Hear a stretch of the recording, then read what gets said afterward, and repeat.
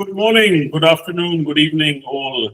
Welcome to this special episode that we are conducting with our trainer, Mr. Sundharesan Jayamoorthi, fondly known as JS, for our upcoming training session in Dubai, the Masterclass in GRI that we will be conducting at the Dubai World Trade Center on the 19th and the 20th of June. And our lead trainer, Mr. JS, is going to be leading that training. So we have taken this time from him and, just to discuss what we are going to be delivering in that training session, and also some brief deep diving into the GRI standards itself, and how Mr. JS is going to be conducting the training session. Before that, I'll do a brief introduction about myself. My name is Usman Masood. I am the CEO of IFRSLab, based out of Dubai, and we are one of the leading ESG training, compliance auditing, and reporting firm in the GCC sector, operating in countries like UAE, Oman, Qatar, Bahrain, Pakistan, and UK. So welcome, Sir JS. Thank you for taking time out and being with us. How are you? First of all, warm wishes to you, and thank you for having me. And, we would just interact on a lot of these issues relating to ESG, and happy to be part of this program. Thank you, sir. It's an honor for us to have you here. So we'll just keep it brief, but we'll just go through this in a sectional manner. So the first section that I want to touch base on is the understanding the importance of ESG in conjunction with GRI. So if you could shed some light on it, that would be absolutely brilliant. Okay, to start with, we should understand something about ESG before getting into the GRI framework. The concept called ESG is not new. I mean, many people think that it is something new. It's a buzzword. It's in the last 2 years, 3 years that the world has been talking about. My observation is no, it is there for a long, long time. It is just that the right mix of business and ESG is getting popular today. Now, the reason being information in the hands of the stakeholders. We should understand that. When I mean information in the hands of the stakeholders, what I mean is, today you would just open any social media. There is so much of awareness about products, and that is what is driving these companies to perform better. And in that process, ESG has come here to stay. Now, this is what is the background of what ESG is all about. Now, to answer your question about GRI framework, GRI framework is one of the reporting requirements among various other frameworks which are already there that the world has adopted to let the stakeholders know what they are doing and how much they are doing in the ESG space. So as we go along, I will explain some of these GRI framework related issues. To get to the point, ESG and GRI are intertwined now, basically from a reporting point of view, which is information in the hands of stakeholders. Okay, excellent. Thank you. So that leads me to the my next question that I always get asked by our clients. That why is GRI the preferred framework? Within the larger scheme of works. Why do clients prefer GRI? What is so special about GRI? Because like you mentioned, there are other frameworks like SASB, ISSB, IFRS, and so on and so forth. So why is GRI so special? Yeah. So you have put it right. Now we have multiple frameworks. Say, for example, in India, we have something called BRSR. Then we have SASB. We have TCFT. We have so on and so forth in many parts of the world. But being a universal framework, that is what I look up to in GRI framework. Why universal? Please understand, a structured form of reporting with around 145 parameters is what GRI framework has beautifully drawn up. Now, the ease of reporting, please understand when I say ease of reporting, the ease of reporting is each of these have been in the form of questions which just needs an answer to be put up. So, why GRI framework over other framework? One, it is very easy to navigate. Number two, very easy to disclose. And number three, there is good enough transparency in comparison to many other frameworks. So that is why the world prefers GRI framework. Okay, great. So yes, I understand that, but I just wanted, for it to come from the horse's mouth, in simpler terms, as to why this is preferred. And yes, you're absolutely right. That is why, our upcoming masterclass is in about GRI framework. So for a better and simplest understanding of how the reporting structure is, how the audits are carried out, and so on and so forth kind of situation. So that brings me on to my next question, and a pertinent question about the training session that is coming up. So what would be the highlights? What would you be going through? What should the candidates expect in that session over 2 days as to what you are going to be going through? Nice. So basically my sessions, whichever part of the world I do, the focus is on storytelling. Now, why storytelling? Usman, what I always believe is theoretical way of putting across things stays for a very short time with the listeners. So that is where a mix of storytelling, a little bit of quiz, a little bit of project, and most important, right from the word go, we will ensure that the participants start working from the time the workshop starts. So it's going to be something very different, Osman. It is not something which is very theoretical. So that is why I want to make it very interesting in the form of making people write their own reports along with me as I keep taking them into this journey of GRI framework. So that is what is different from many other sessions which are available in the market today. Okay, so you fondly always explain to me the E, the S, and the G, So how would you incorporate those three components, the E, the S, and the G over the 2 days? So are the candidates going to be writing a report with you? They are going to have interactive sessions? I mean, how is it going to work?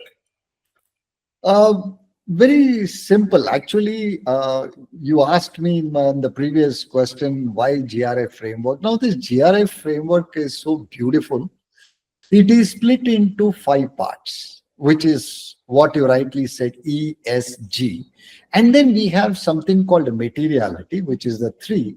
And then we have one, which is on the general disclosure framework.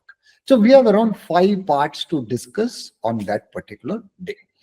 Now, the question that you asked is how and what the audience will get to understand from a ESG perspective.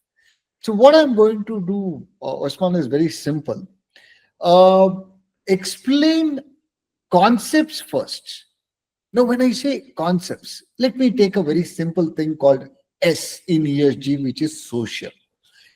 Now, while it may be very easy to fill up the questionnaire which is there in the format, there are certain difficult questions, like, for example, well-being. Now, well-being may be from a reporting point of view a very small thing to understand. But from a practical point of view, what is well-being is something very big. Now, the law even requires you to measure certain things which are pertaining to well-being. So the whole session will not only allow you to understand those 145 parameters, but with examples in each of E, S, and G would help our participants to understand concepts in each of these modules of E, S, and G. Okay, thank you. So, considering the simplicity and how well you have narrated that, it's going to be a storytelling and, you're going to walk the candidates through, the natural pace of how the GRI framework works. So, who do you think should be attending this session? Is it like, the beginners? Is it the mid-tier management, senior management, CEOs, CFOs? Or is it like a, mix of people? Who should be attending? Yeah. So, in fact, all of those designations which you just listed can attend. Okay. Because in ESG, please understand there is nothing called a basic, advanced, and so on. Yeah, it is there. But from an understanding point of view, now, how much do you understand your organization and how much do you want to give back to your organization? That I would say right from CEO up to the person who is going to learn to write the report from a corporate angle, most welcome to attend, because as I told you, I always take a middle path. It's neither a very basic thing or it is not very advanced. I take a middle path where people can understand both sides of what is happening inside ESG in the corporates. Now, one more stakeholder that comes to my mind, Usman, are the practitioners. Now, what I would also look at are practitioners who want to get into this field of ESG on a long-term basis, where they are willing to learn and go and write some of these sustainability reports for companies. They are another target. Now, one more which I can think of, Usman, are those people who want to really reinvent themselves. Currently, they may be doing something in corporate governance, something in compliance, something in their company, but they want to reinvent. There is something called a midlife. Now they want to see something new. More than welcome to join our session and get enlightened about this beautiful concept on ESG, which according to me has already emerged. People say emerging. No, it's already emerged. And how I look at it is maybe between 2027 to 2030, this is going to be the next big thing. Okay, excellent. So basically, starting from, the beginners, lower management, middle management, upper management, senior management, all the way up to the boardroom. and practitioners. And practitioners. Yeah, okay, excellent. So I just want to take, we will just slightly deviate from our topic, and I want to, inform the listeners and the viewers that, Mr. JS is a keen writer. He has written a number of books. My personal favorite is The Boardroom Anatomy. which is with me on my bedside table, and I think I have learned a lot from it in terms of not ESG, but about boardrooms as to how senior management needs to interact and so on and so forth. And with that, I want to inform the viewers and the listeners that, there is an upcoming book from Mr. JS. So, sir, would you take some time to give us an overview of what that book is about and when it's being launched and the details, please? Okay. Just to give you a background to that book, well, last 3 to 4 years, we have been doing extremely well from ESG reporting in India. And we have already launched a book for Indian conditions, which is or the Indian framework, which is called the BRSR, which is Business Responsibility and Sustainability Reporting. Now, with my foray into this GRI framework, we have brought out a book on basic guide for GRI framework, which is the Global Reporting Initiative. What we have tried to do is every point which is there in that particular reporting, we have tried to give you a caption, and it's sort of a guide. So which would say that, hey, this company is something which has done a good job on that particular point. So it's a hand-holding tool as far as beginners are concerned. So that is what is the book, which is titled Guide to GRI Reporting. Okay, excellent. So when are you launching it, sir? Soft launch has already happened, and of course, when I'm in the masterclass, we will also give the opportunity for people to grab a copy of the book. Okay, excellent. So we hope to see that book, at the training session on the 19th and 20th of June. Yeah. Okay, excellent. So obviously, like I said, that I am a huge fan of your book, Boardroom Anatomy. So what advice would you give to, individuals from a senior company management perspective, the CFOs, risk officers, sustainability managers, board members, how can they advance their journeys, their ESG journeys, for their businesses? What advice would you give? Beautiful. So let me tell you, last 20 years, which I would just put it from around 2000 to 2020 was the era of corporate governance. Now, between 2020 to 2040 would be an era of ESG.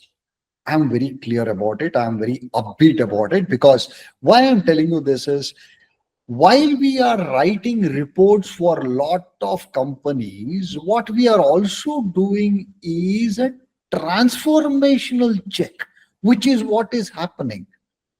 Usman, I'll tell you what I saw in companies in 2022, and when I'm comparing them in 2025, our own companies, I feel so happy to see the transformation. One simple example I'll tell you without naming the company, of course. It's a company based out of India, which was nowhere near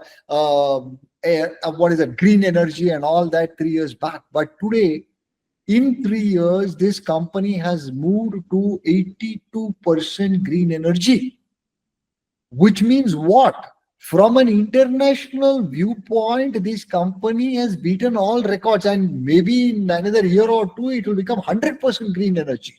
Now, when I say green energy, what does it mean? It means the reliability from the grid has dropped and they have alternate source of getting their energy. Now, this is just one example. Or if you take another company, what we saw was a zero liquid discharge. From a company which used to get too much of water, and that water used to get into the drains, company has transformed, has got this whole recycling of this water done, got it back into the system, and today that company has become 100% zero liquid discharge company. So what I am trying to inform the audience here is ESG is a journey. Unlike maybe a corporate governance, the first year may excite you, you would have done it all, and then what? Whereas ESG is like a self-appraisal for companies. Year on year, you will see how beautifully with your effort, the company is actually transforming. Like, Osman, very simple. Every year we have a self-appraisal on us by the HR or by our senior management.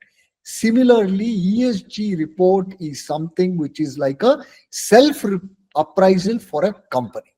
So year on year, when we start mapping, I think all the ESG professionals would take pride that they have contributed their bit in transforming the business of their company. So it's a huge change, Usman. It is not a profession, it is a change and satisfaction that every ESG professional could have when they see that what they have done has done greater good as far as the universe is concerned. So that is where I'm coming from. That's a very positive approach, and it is exciting to know how the corporate social responsibility has and will be transformed into ESG compliance in the coming years. So that leads me to my final question, or a comment that I would want you to make for those organizations and for those senior board members who see ESG compliance as a regulatory requirement rather than an opportunity of value creation. So, because I being, in the ESG market myself, as an auditor, as a compliance individual, as a business that is hand-holding companies, to get to that end point of ESG compliance, I see it as a opportunity for value creation. So I want you to, take some time out, and explain, how we can influence, the senior board management, that this is not just a regulatory compliance. This is, value creation for their business and for their clients. Okay. First of all, let me make it very clear. ESG as a regulatory requirement, no. That is there, but that is not why we are all there. I will tell you a simple thing. IFRSLab, enabler for this course. Who are they? ESG champions. Say Sundharesan Jayamoorthi, speaker. Who is he? ESG champion. So what we are all contributing is not what the world is speaking, but we are doing our bit. Please understand, Usman. I mean, these are all something great from a ESG perspective. Point number one.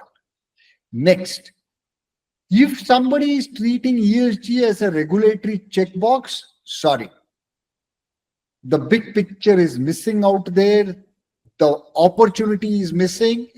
Just a few minutes back, I told you, how passionate I am and how passionate I am to think that ESG would be something which would drive not only careers, it would also drive companies to become responsible companies, right? So it's something very big. So ESG is no longer a compliance tool. It is about securing organizations' future competitiveness, resilience, being relevant. Now, on a very light note, what I tell audience in a lot of forums are very simple. E stands for existence, which means if you are not going to follow ESG, the question of your existence itself may break. S stands for survival. What is survival? By 2030, if you are not falling in line with ESG, maybe you will lose out contracts with Europe, maybe you will lose contracts with US, maybe you will lose out on getting yourself onboarded as supply chain vendors. And G stands for going concern, which means what? It is now or never. In fact, I say ESG, the future is now, which means if you don't fall in line with ESG, the very question that you are a going concern is a big question mark. Why am I saying that? Now you left out one more stakeholder, Osman, which is a startup. Now please understand, startup entrepreneurs are also invited. Why?